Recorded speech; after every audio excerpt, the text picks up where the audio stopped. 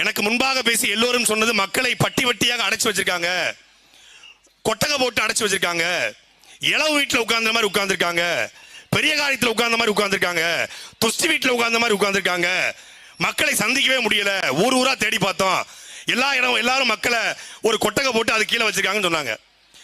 கொட்டகை போட்டு 200 ரூபாய் கொடுத்து கோழி பிரியாணி கொடுத்து கோட்டர் கொடுத்தாலும் செந்தமிழன் சீமான் பேசுகிறார் என்றால் விளம்பரமே இல்லாமல் ஒரு கூட்டம் கூடும். அது நாம் தமிழர் கட்சிக்கு மட்டும்தான் கூடும். மக்கள் நம்ம திட்டல. மக்கள் 100 நாள் வேலைக்கு போறாங்க, ஒரு 270 ரூபாய் கிடைக்குது. 100 நாள் வேலைக்கு போற மாதிரி ஒரு 20 நாள் வேலைக்கு மக்கள் திமுக உள்வாடகை எடுத்திருக்கு. 20 நாளைக்கு விற்கிற வாண்டிய, அது விற்கிற வாண்டி என்பதனால வாங்குற வாண்டி என்ன பண்ணிட்டான், 20 நாளைக்கு உள் வாடகை எடுத்திருக்கான்.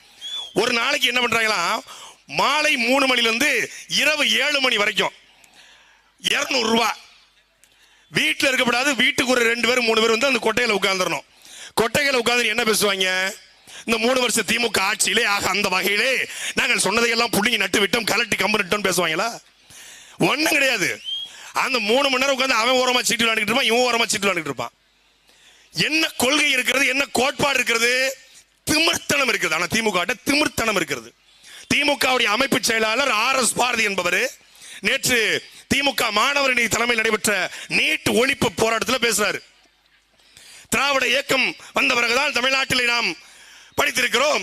முன்னாடி எல்லாம் PA பட்டம் படித்தால் PA என்று போட்டுக் கொள்வார்கள். இப்படிதான் நாயெல்லாம் PA படிக்கின்றாரு. ஸ்டாலின் கூட PA தான் படிச்சிருக்காரு. யாரை பார்த்து நாயின்னு சொல்றீங்க? மூக்க அழகிரி கூட PA தான் படிச்சிருக்காரு. யாரை பார்த்து நாயின்னு சொல்றீங்க? யாரை பார்த்து நாயின்றீங்க? அதோடு அவர் நிப்பாட்டல. தமிழ்நாட்டிலே இன்னைக்கு டாக்டர் பட்டம் எல்லோரும் படித்துக்கிறால் அது திராவிட இயக்கம் போட்ட பிச்சை. அட பிச்சைக்கு பிறந்த எச்ச. திராவிட முன்னேற்ற கழகம் ஆட்சிக்கு வந்தது 1967. மெட்ராஸ் மெடிக்கல் காலேஜ் எப்போது கட்டப்பட்டது என்று அந்த எச்சைக்கு, அந்த திராவிட பிச்சைக்கு தெரியுமா?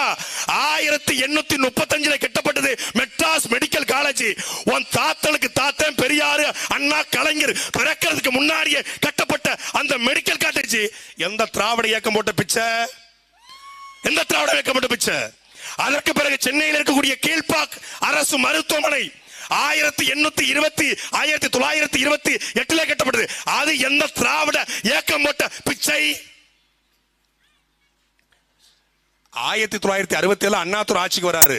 அண்ணா ஆட்சிக்கு வர்றதுக்கு முன்னாடியே 1957 கட்டப்பட்டது தஞ்சாவூர், அரியலூர், பெரம்பலூர், திருவாரூர் உள்ளிட்ட அந்த மாணவர்களை படிக்க வைத்து ஆயிரக்கணக்கான மருத்துவரை உருவாக்கிய தஞ்சை மருத்துவ கல்லூரி எங்கள் தாத்தன் கர்ம வீரன் காமராஜரால் கட்டப்பட்டது. அதை கட்டியது எந்த திராவிட இயக்கம்?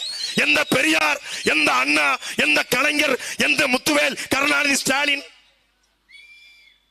திமுக ஆட்சிக்கு வர்றதுக்கு முன்னாடியே 1960 திருநெல்வேலி, தூத்துக்குடி, தென்காசி, இன்று கன்னியாகுமரி விட்ட 4 மாவட்ட, அன்றைக்கு இருந்த விருதுநகர் விட்ட 5 மாவட்ட மருத்துவரை உருவாக்கி இன்னைக்கு மதுரையிலே வடமலையான் என்ற ஒரு மருத்துவமனை உருவாயிருக்கிறது என்றால், எங்க ஊர் சுரண்டையில ஜெயலட்சுமி செல்லம்மாள் என்கிற பொன்ராய் என்கிற மருத்துவமனை உருவாயிருக்கிறது என்றால் அதற்கு அடித்தளம் போட்டு கொடுத்தது திருநெல்வேலி அரசு மருத்துவமனை கட்டி தந்தவன் எங்கள் தாத்தன் கர்ம வீரர் காமராஜர். அதே போல மதுரை மருத்துவமனை,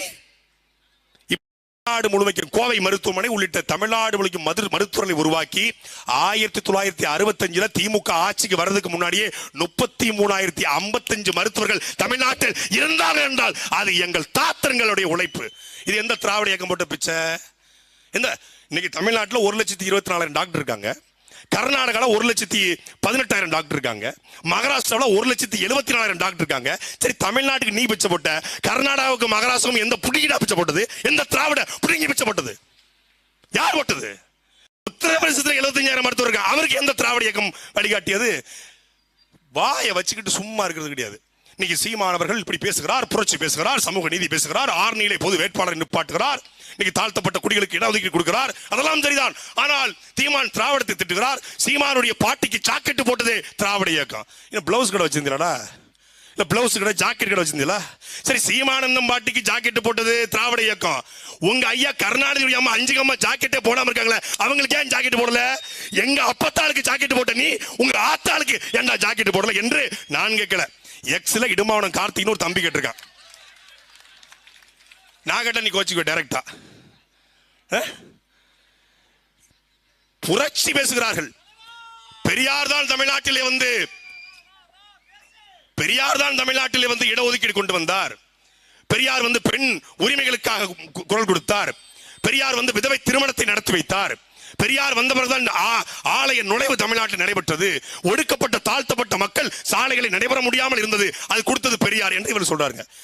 பெரியார் பிறந்தது 1979. மரியாதைக்குரிய திமுக உணர்பரப்புகளே, வரலாற்றை தெரிந்து கொள்ளுங்கள். திமுக கூட்டத்துக்கு போன இதை பேச மாட்டான். முத்துவேல் கருணாநிதி ஸ்டாலின் வாழ்க, உதயநிதி ஸ்டாலின் வாழ்க அப்படின்ட்டு போவான். ஆனால் வரலாற்றை தெரிந்து கொள்ளுங்கள். பெரியார் பிறந்தது 1979.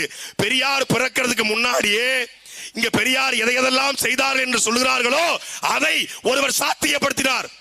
விதவை திருமணம் கூடாது என்ற இருந்த காலத்திலே விதவை திருமணத்தை நடத்தி வைத்தார். குழந்தை திருமணத்தை தடை செய்தார். அந்த காலங்களில் கணவன் இறந்து விட்டால் மனைவி வெள்ளச்சேலை போட்டு முக்காடு போட்டு மூலையில் உட்கார்ந்து அழணும், இல்லை சதி என்கிற உடன்கட்டை ஏறுதல்ல மனைவியும் செத்து போடும். அப்படி இருந்த பொழுது ஒரு கணவன் இறந்து விட்டால் கணவன் இறந்த போதே மகசூலாக இருக்கிற கர்ப்பமா இருக்கிற அந்த பெண் குழந்தையை பெற்றெடுக்க கூடாது. அப்படி குழந்தையை பெற்றெடுக்க கூடாது. அந்த பெண் பெற்றெடுத்தால் அவளோடு சேர்த்து குழந்தையும் கொள்கிற ஒரு குடும்பம் இருந்தது. அப்படி பெற்றெடுக்கிற அந்த பெண் அந்த விதவை தாய்மார்களை அழைத்து வந்து அவர்களுக்கு தனி வீடு கட்டி மருத்துவமனை கட்டி அந்த பிள்ளைகளுக்கு பேர்காலம் விட்டு அந்த பிள்ளைகளை வளர்த்தெடுத்த ஒரு தலைவன் இந்தியாவில். மகாத்மாக்கு முன்னாடியே மகாத்மா என்று அழைக்கப்பட்டவர், பெரியாருக்கெல்லாம் பெரியாராக இருந்தவர் மகாராஷ்டிராவை சார்ந்த சோதிராவ் பூலே என்கிற அந்த ஆகச்சிறந்த சமூக நீதி புரட்சியாளன் சோதிராவ் பூலே.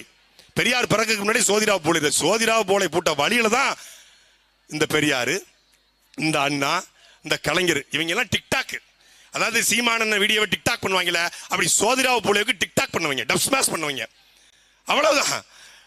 அதற்கு முன்னாடியே எங்களுடைய தாத்தன், இன்னைக்கு நாங்கள் வந்து பறையர்னு சொன்னா நீங்க வந்து நாங்கள் பறையர்களை அடக்குமுள்ள மீட்டெடுத்தோம்னு சொல்றான். பறையர் என்பது தாழ்ந்த சொல்லைகள்லாம் உங்களை யாராவது பறையர் என்று தாழ்த்தினால் ஆமாண்டா நான் பறையண்டா என்று நிமிர்ந்து நில் என்று சொன்னது எங்கள் தாத்தன் ரெட்டமலை சீனிவாசனார். பெரியாருக்கெல்லாம் பெரியார்.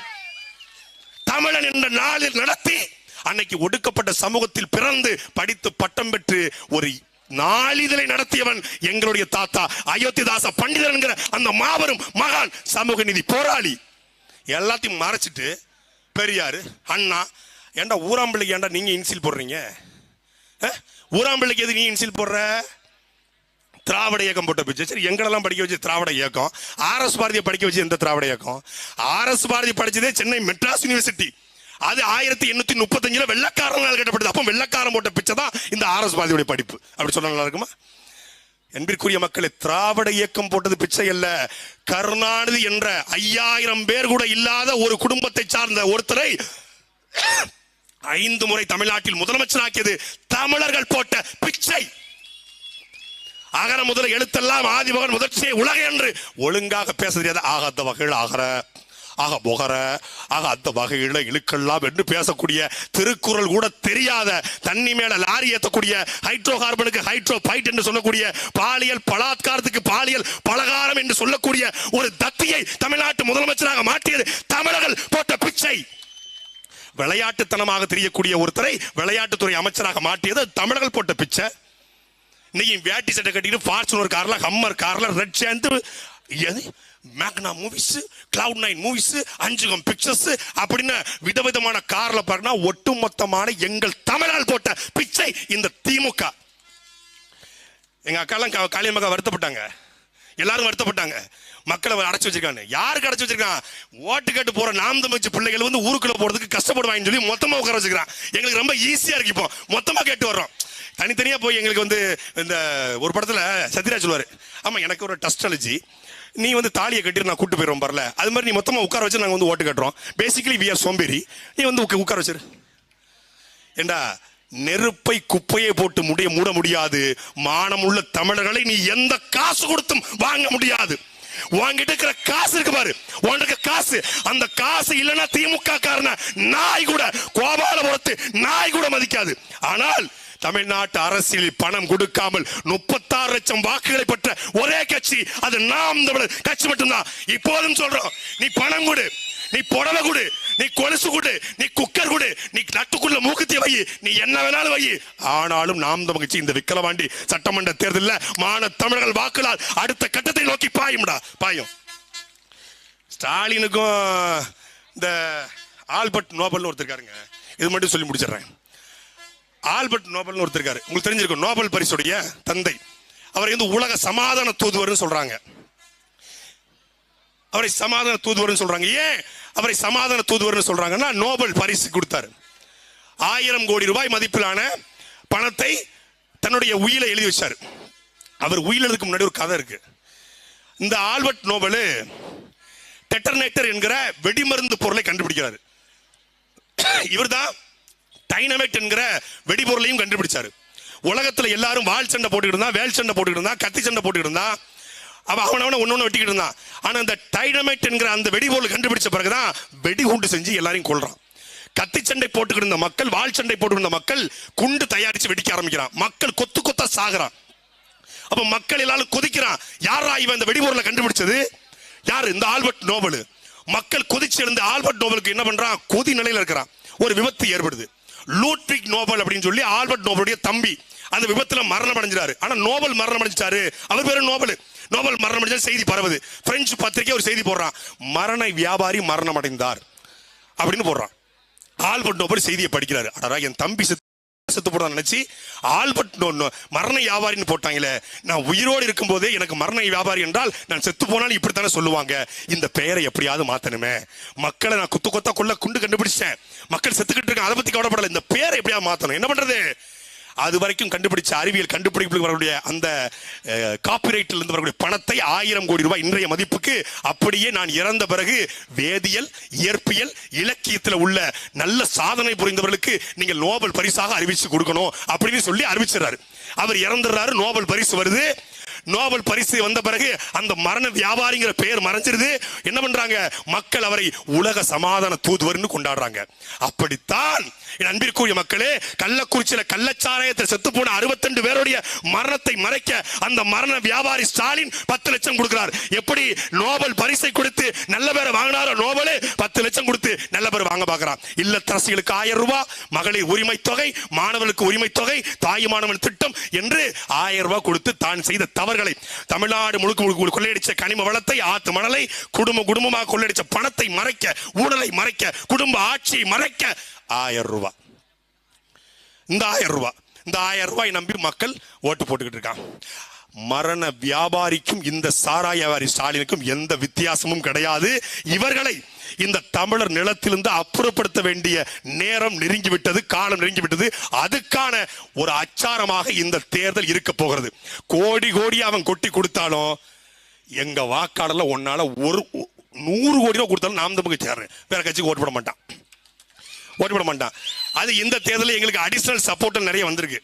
காட்சலைகளை பரவிக்கிட்டு இருக்கு. அடிஷனல் சப்போர்ட், பேக்கப் சப்போர்ட் நிறைய வந்துருச்சு. எல்லாரும் எங்க இருந்தா இவங்களுக்கு பணம் வருது, எங்க இருந்து பணம் வருதுன்னு உங்களுக்கு தெரியுமா? எங்க இருந்து பணம் உங்களுக்கு தெரியுங்களா?